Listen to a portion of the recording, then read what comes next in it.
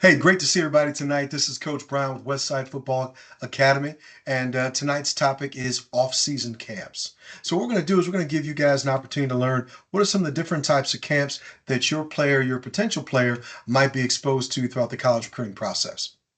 Now, I do have to do this disclaimer each and every time. First off, I'm telling you, I am not a physician. I am not an athletic trainer, an attorney. I don't work for the NCAA or NAIA or any of these things that you see on the screen.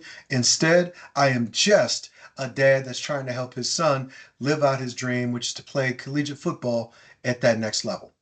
So at the end of the day, the advice I'm giving you guys and the information comes from our years of experience, our opportunities to visit campuses, go to some of these camps that we're going to talk about, but it is not coming from perspective of any of the positions or titles that I mentioned before.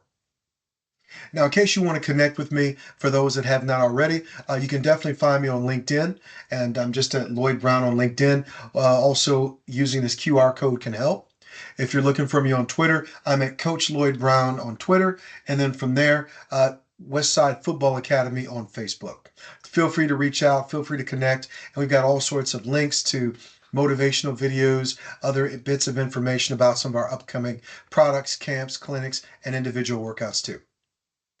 Now, since this is not a live presentation, what I'm going to ask you to do is when it comes to questions, feel free to go ahead and email me directly for questions. So when it comes to the email address, we're looking at wsfootball@outlook.com. Again, email your questions to wsfootball@outlook.com. I'll get back to you as quick as I can. Also, if you happen to find some value with any of these presentations, they are completely free, but at the end of the day, we also do accept tips, and last year worked out really well. We had some help and support when it came to paying for our Zoom subscription, our website, and some back-end admin fees. So if you do feel inclined, feel free to click on one of these two QR codes, which will show again throughout the course of the presentation, and feel free to support us on the back end. Now, when it comes to this module, we're building on the previous module that we talked about last week. And our previous model was all about getting started. And we talked about getting started, everything from starting with a family meeting about what the goals are for your player and what success looks like, all the way down to talking about teenagers and their communication skills dealing with adults. But everything in between here, if you happen to miss it, feel free to check out the link to our Getting Started episode, and feel free to either reach out to me if you don't see it or if you can't find it, and we'll get you set up so that you guys have a chance to see that and get all the information that's included. We also included a checklist that each of you can walk through with your families that talks about each of these different areas and about 5 to 7 different line items under each one of these bullet points. So we've got that available for you. Feel free to reach out again, wsfootball@outlook.com, in case you don't already have my contact information. So now let's talk about off-season camps. But when it comes to off-season camps, we're saying anything from basically December all the way up to the preseason for your local teams is the camp seasons that we're talking about. When it comes to off-season camps, there's all sorts of camps that are available that can show your player and their abilities and also provide some exposure based on their skill set and an opportunity to perform live drills in front of coaches. So first off, we'll get into what types of camps are available. We'll also talk about what's the general scheduling and agenda for what you can expect on a typical camp day. We'll get into measurements and testing that you should be prepared for all the time, and some of the one-offs as well. We'll talk about how to put together and what we should do with any kind of highlights that we can display on social media when it comes to just the camps that we had a chance to perform at. We'll also have a chance to let you know what to bring and how to prepare before a camp, what you should do and not do during a camp, and then even how to follow up after a camp as well. So that's going to be our guideline, our North Star when it comes to this particular module. Now, I'm not going to be able to cover all of this at one time. We do plan on making this a bite-sized chunk, so we're probably going to cut things off at about 20 minutes. So we'll have a part 2 related to this program that you guys can watch again on a different link. So first off, let's get into camp scheduling. When it comes to scheduling, one of the things that we recommend is start early in the year to determine what time of year do some of these different camps occur. So if you happen to have specific schools or campuses that you want to visit, or maybe some camps that you weren't able to get to last year, but you want to make sure you get to this upcoming off season, let's make sure we build those in the calendar by finding the dates and getting a calendar established for just football purposes. So again, I highly recommend coming up with a calendar for just football activities. That way you can start to make adjustments or move things around as you have conflicts with either work or social or anything else, but definitely have something that's got all of your football activities on one calendar in one spot. In addition, you make sure that you're able to work around your high school activities. You always want to put your high school and your high school coaches program first. Everything else should be a supplement or a complement to some of the things that's going to help your team win at the high school level so that you can eventually play in front of coaches at the collegiate level. In addition to that, it's also sometimes beneficial to start figuring out travel arrangements. If you know you've got a trip in 3 or 4 months that requires either renting a car, maybe getting airline tickets, or possibly hotel arrangements, if you can do those things earlier, it may save you quite a bit of money. So this works, the calendar idea works for not just figuring out which camps you want to go to, but also understanding the travel arrangements in addition to avoiding conflicts. The last thing you see on here is the idea that you may also have to prioritize your camps. Sometimes camps will intentionally or maybe even unintentionally put camps on the same day as another program. So that way you may have to choose one over the other. And depending on your player and your family and what fits into your schedule, you may have to determine which one takes priority over a different activity. Now, when you show up for a camp or when you look at a camp online, usually most agendas will be very similar to what you see on the screen. At some point, they're going to make sure that your waivers and your medical forms are taken care of. And if you can do those things before you show up on campus, that's even better. But if you can't, just know that you're going to have to build in some time to do those things while you're standing in line or before your player has a chance to get on the field. They'll also have an opportunity for measurements where most camps will do height, they'll do weight, some will do wingspan, and a few other measures. But be prepared to understand what some of those different measurements are and be ready to do those on a regular basis. After that, there'll usually be some kind of a welcome from either the head coach or whoever's running the day in terms of the camp, depending on what type of camp it is. So at that point, there's usually between a 5 to 10 minute quick pep talk just to set the screen to level or set the stage or the level set and make sure that all the players can know and understand what's supposed to happen, the flow of events, and maybe even understand what locations certain drills are going to take place. After that, you have an opportunity to meet some of the coaches. After the coaches have a chance to introduce themselves, they'll usually split up across a field or an indoor facility. And once they do that, the next thing that happens is the players are usually warm up all together by doing some kind of a dynamic warm up routine. So when they get together with this dynamic warm up routine, you can imagine maybe a 10 to 15 minute window where the players are just going to work on getting their bodies ready and prepared to perform. And then the next thing they'll get into is typically the testing. Usually the programs want to have the players do the testing while they're still fresh, while they're not fatigued at all, and start getting into position drills. So you can usually expect your normal tests to happen first or the earlier parts of the day. At some point, if you happen to have a longer camp, usually there's going to be some kind of a break, whether it's a half hour, 45 minutes, or an hour for lunch, to rehydrate, and just get ready for the rest of the day. If nothing else, just giving the players a chance to get on their feet or get off their feet and then communicate with other recruits or other campers gives them that chance during lunchtime as well. Then typically after whatever kind of a lunch break that you got, your player will go back through an abbreviated type of warm-ups, getting them ready to go, and then they'll generally do position-specific drills in the afternoons.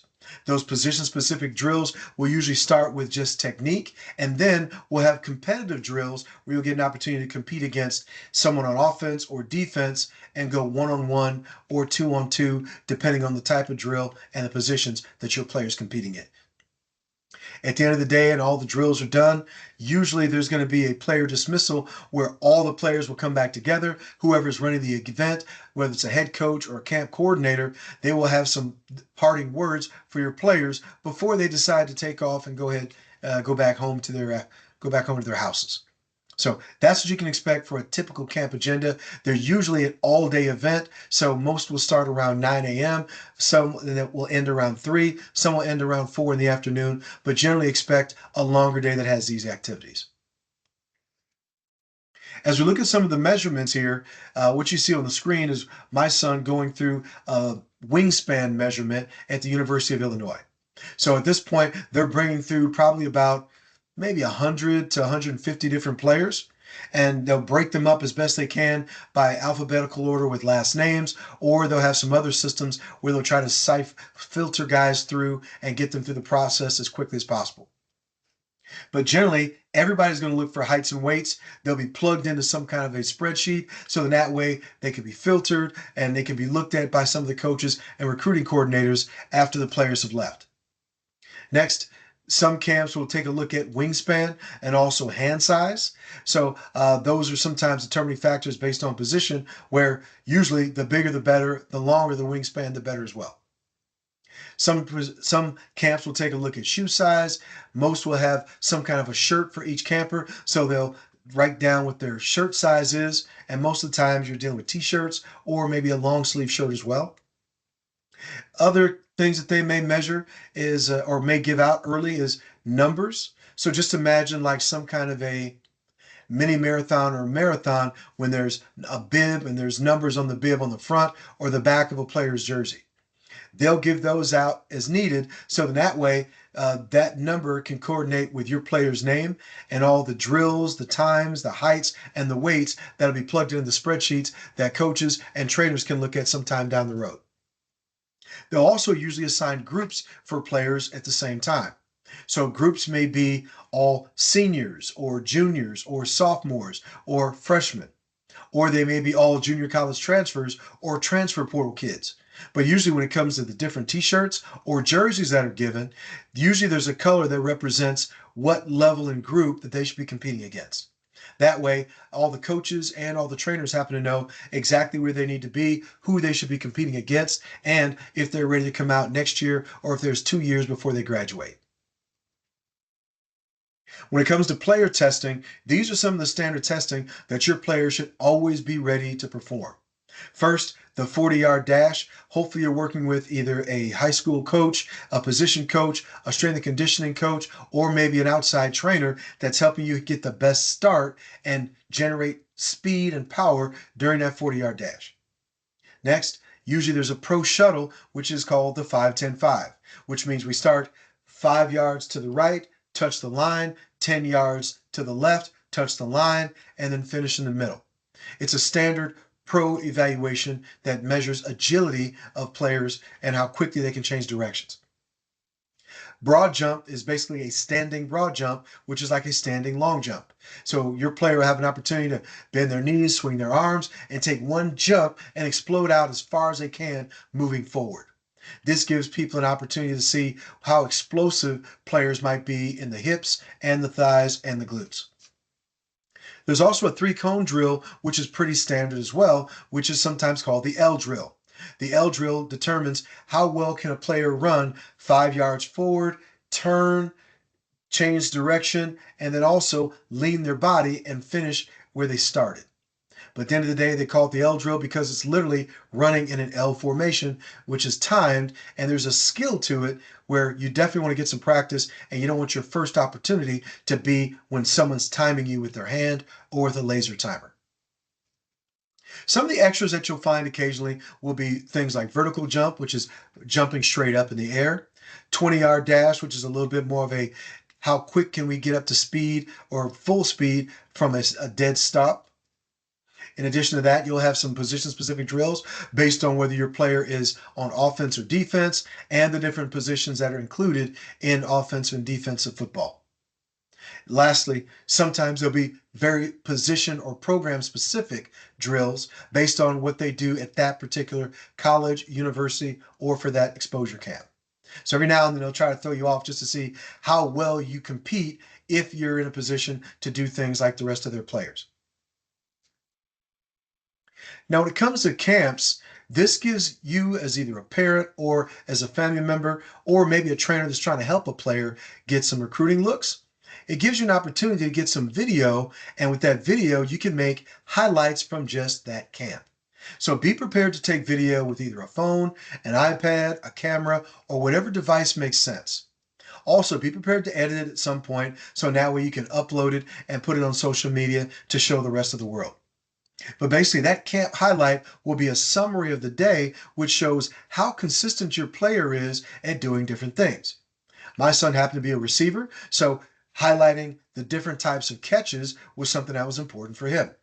Also, any sort of speed or agility drills might be important to show too, because speed and agility is part of being a wide receiver. So at the end of the day, figure out what your player and his position or her position has a chance to show off based on the drills that they performed, especially the ones that they did well and performed with a really good time with.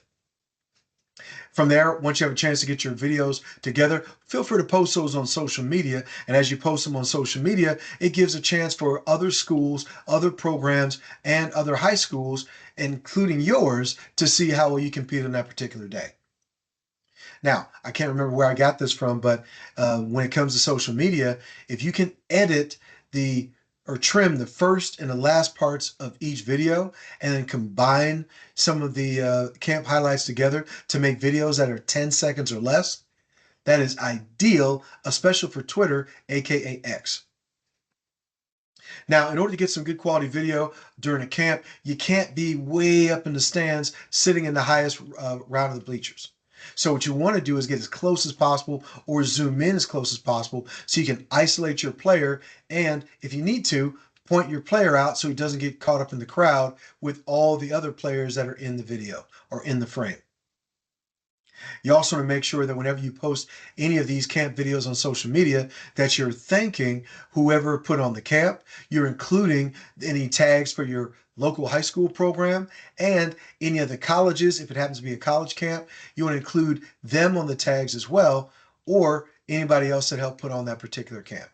So there's an example right here on the screen. So you guys can feel free to take a look and pause the video and look at this post with the tags there if needed.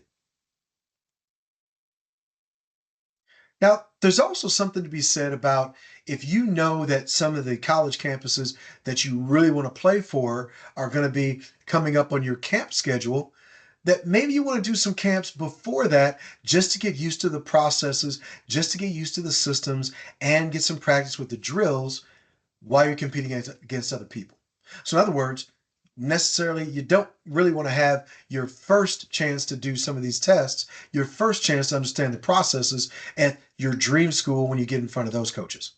So sometimes a practice camp or two might not be a bad idea. But when it comes to these practice camps or any camps that can get you practice for all these different things, you can start to get used for what are the correct techniques and be coached by the people that are performing the drills, the people that are doing the drills, and the people that are timing the drills. So as they give you some thoughts and ideas about how to improve your times or how to do a drill better, you have a chance to get that out of the way and take that learning with you for some of your dream schools and dream programs when you show up for their camps.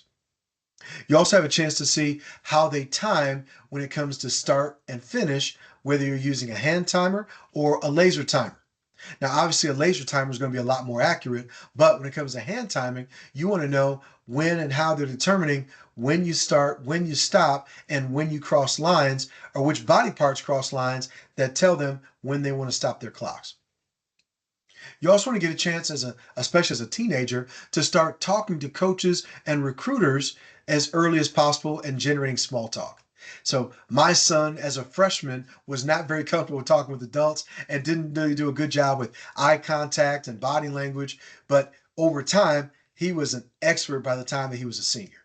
So some of those things, your player just needs practice at doing things the right way, looking people in the eye, giving a great firm handshake, knowing how to engage in conversation, and then flashing that nice smile on them.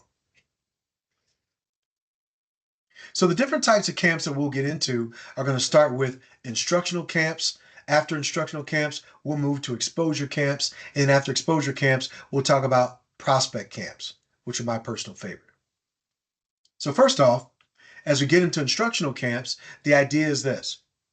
These are camps that are put together typically by outside trainers and coaches people that hopefully have some really good experience and are willing to share and coach up your players.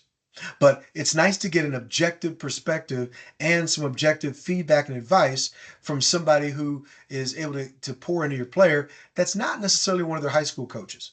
Because as they're working with their high school coaches, they may be used to a certain set of terminology or how their coaches like to see things done.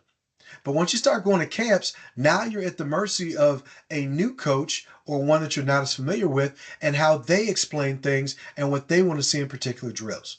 So this is a great opportunity to just get coached by someone that's outside of your normal network in order to improve skills and eventually be able to perform well in front of some of these college coaches that can hopefully recruit your player. So when it comes to individual skill development, if I'm a quarterback, I want to go to quarterback camps. If I'm a receiver, I want to go to receiver camps. If I'm a linebacker, I want to find linebacker camps.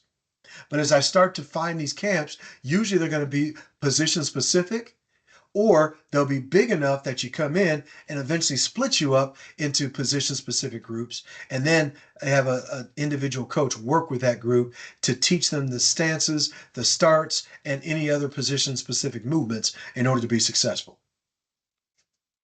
Now, some camps, unfortunately, are just money grabs where they're going to run your player through drills and not give them a lot of coaching or instruction. But some camps are going to be really good where they're going to have some quality coaches that have taught and coached at the high school, college, or even NFL levels, and they're having a chance to come on back and pour into new players. Either way, take a look at the coaches that'll be running and coordinating and coaching your player online. If you can do that and determine this camp I want to go to because of these coaches, or maybe I don't want to go to this camp because of the experience or lack of experience of some of the coaches that you're seeing there. But you can determine some of those things online. Some of those things you can determine by talking with other players who have already gone to the same camps that your player might be interested in. These are typically going to be on some kind of a rented field, whether it's a high school or college or maybe even a pro field. But in addition to them being rented, sometimes they'll be bringing all sorts of equipment in semi trailers and then setting them up with their team of coaches as they travel throughout the course of the country. Or sometimes there's going to be a specific camp that always takes place at a specific high school at a certain part of the year. All camps are going to be different when it comes to instructional camps, but what you want to do is to find quality coaches that can be a nice third party, give your player a nice third party perspective on how they can improve their performance. Also, when it comes to instructional camps, the prices range and they go all over. And just because the prices go all over doesn't mean that the higher the cost, the better the quality. So definitely take into consideration any players that have already gone through specific camps, and again, know who the coaches are that are working with your player and understand how big is the camp going to be in terms of number of players and what's the player coach ratio, because sometimes that makes a big difference too. Next, we'll talk about exposure camps.